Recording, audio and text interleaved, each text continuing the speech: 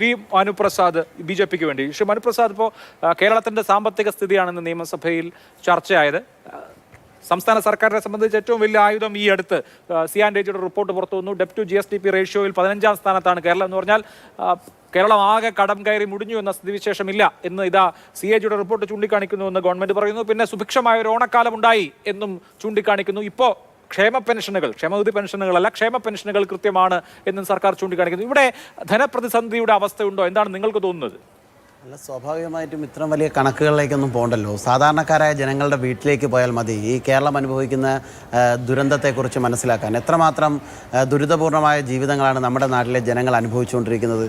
ഒന്നുകിൽ ഇവർ പറയുന്നത് ഇങ്ങനെയായിരിക്കാം, കേരളത്തിൻ്റെ കയ്യിൽ ആവശ്യത്തിലേറെ പണമുണ്ട്, എന്നാൽ ഞങ്ങൾ അത് കൃത്യമായി ജനങ്ങളുടെ കയ്യിൽ വിനിയോഗിക്കുന്നില്ല. പക്ഷേ ഓണത്തെക്കുറിച്ച് സുഭിക്ഷമായി ഓണം ആഘോഷിച്ചു എന്നാണ് പറഞ്ഞത്. നമ്മുടെ കണക്ക് പ്രകാരം ഓണത്തിന് വേണ്ടി മാത്രം 3000 കോടി രൂപയിലധികം കടമെടുത്തൊരു ഗവൺമെൻറ്റിൻ്റെ പ്രതിനിധിയാണ് പറയുന്നത് ഓണം സുഭിക്ഷമായി ആഘോഷിച്ചു എന്നുള്ളത്.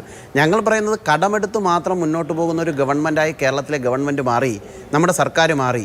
നമ്മുടെ കേരളത്തിലെ ഓരോ ജനങ്ങളെയും കടത്തിൻ്റെ മേൽ പണയം വയ്ക്കുന്നൊരു സമീപനമാണ് ഗവൺമെൻറ് സ്വീകരിക്കുന്നത്. പ്രൊഡക്റ്റീവായിട്ടുള്ള, ഗുണാത്മകമായിട്ടുള്ള ഒരു പ്രവർത്തനങ്ങൾക്ക് നേതൃത്വം കൊടുക്കുന്നില്ല. കടമെടുക്കുന്നത് കൊണ്ട് മാത്രമല്ല, ആ കടമെടുക്കുന്ന പണം എന്തിനു വേണ്ടിയാണ് വിനിയോഗിക്കുന്നത്? ഇവർ പറഞ്ഞു ഓണാഘോഷം സുഭിക്ഷമായി നടത്തി.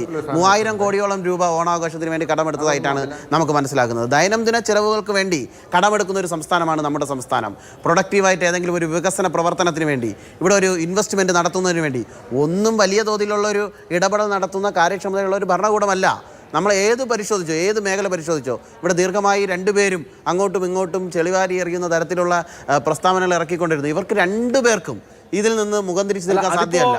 ഇപ്പോഴത്തെ പുതിയ ദേശീയ സാഹചര്യങ്ങളുണ്ട്. ഫെഡറൽ സംവിധാനം ദുർബലമായിട്ടുണ്ട്. GST നടപ്പിലായതോടുകൂടി സാമ്പത്തിക സ്വാതന്ത്ര്യം പരിമിതപ്പെട്ടിട്ടുണ്ട്. ഇപ്പോൾ കടത്തിന്റെ കാര്യം മാത്രം പറഞ്ഞാൽ GSTB കടം അനുപാതം എടുത്തു കഴിഞ്ഞാൽ പഞ്ചാബ് 40.35, നാഗാലാൻഡ് 37.15, ബംഗാൾ 33.70, ഹിമാചൽ പ്രദേശ് 33.06, ബീഹാർ 32.58, അതുപോലെ രാജസ്ഥാൻ, ആന്ധ്ര, ഹരിയാന, ഗോവ, തമിഴ്നാട്, ഉത്തർപ്രദേശ് തുടങ്ങിയവയൊക്കെ കേരളത്തിന് മുമ്പിലാണ്. അപ്പോൾ കേരളം കടമെടുത്ത് മുടിയുന്നു എന്ന് പറയുമ്പോൾ ഈ സംസ്ഥാനങ്ങൾക്കൊന്നും ഇത് ബാധകമല്ലേ?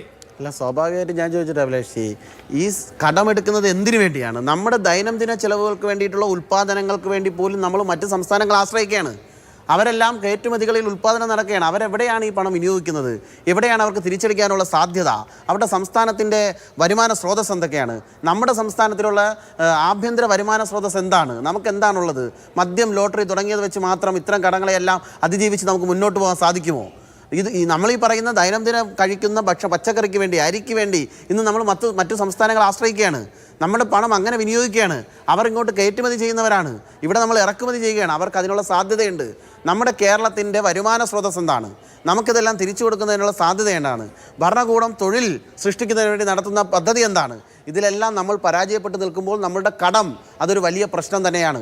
തമിഴ്നാടിൻ്റെ കടം പോലെയല്ല കേരളത്തിൻ്റെ കടത്തെ കാണേണ്ടത്. അവർക്കതിനുള്ള സംവിധാനങ്ങൾ ഉണ്ട്, നമ്മുടെ സംവിധാനം അത്ര ഇല്ല.